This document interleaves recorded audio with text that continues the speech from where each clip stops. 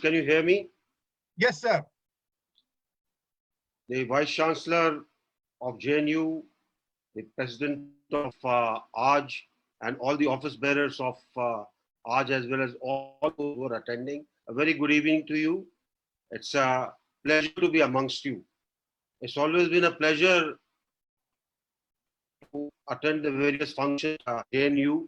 There's a very large number of army officers who are alumni of JNU, and that makes us very proud that whenever we visit JNU, a couple of things which are very important. And firstly, let me congratulate you all for having chosen a theme for discussion today, which by itself is one of the most important things that India has had for a very long time, but has not probably received the type of attention that it is receiving now.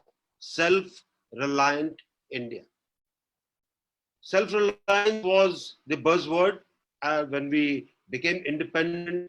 A lot of work was done, but somewhere down the line, the type of innovativeness that Indians are known for, it probably went abroad and did not stay on in India.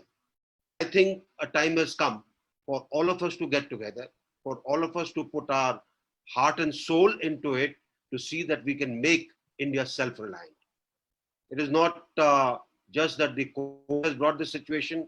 I think it was something which was looming on the horizon before we realized it. No country is considered strong. No country is considered powerful. No country is considered significant if it does not rely on its own resources. Because if you rely on others, in the times of difficulty, they can always twist your tail. And that is something which is not required. Unfortunately, what I found is that over a period of time, somehow we started looking at solutions which were cheaper. We started looking at uh, things which gave us a quick fix solution to a particular problem. I think as all the alumni here will uh, reconsider it and think back, something which should require inventiveness, something which requires innovativeness, something which is already in the blood of most of the Indians to work hard and produce results is what we need today, the foremost, if we have to become self-reliant. JNU has a great role to play, and the Vice Chancellor alluded to it very succinctly about as to what JNU can do. My feeling is no university is known because it has a beautiful campus or it has many people who come and study there, but university is known when it has academic excellence. A university is known when this academic excellence produces applied research.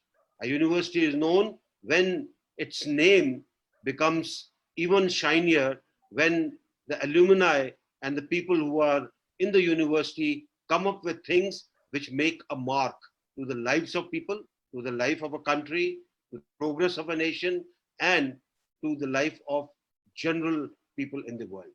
That's something which a university must have if it has to go up. Unfortunately, I do find last couple of years, JNU has been known more for other things than the type of innovativeness and the academic excellence that it had. I think we all need to prospect.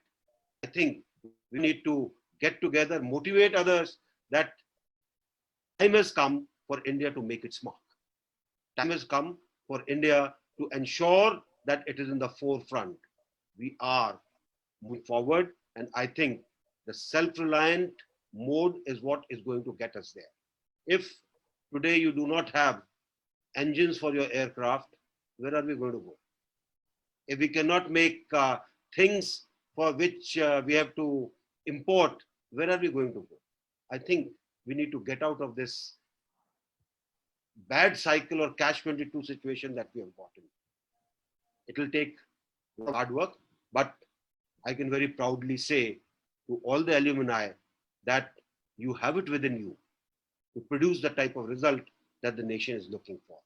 With this, let me wish you the very best. I'm quite sure this particular webinar of yours is going to make a mark for many more to come. Thank you very much.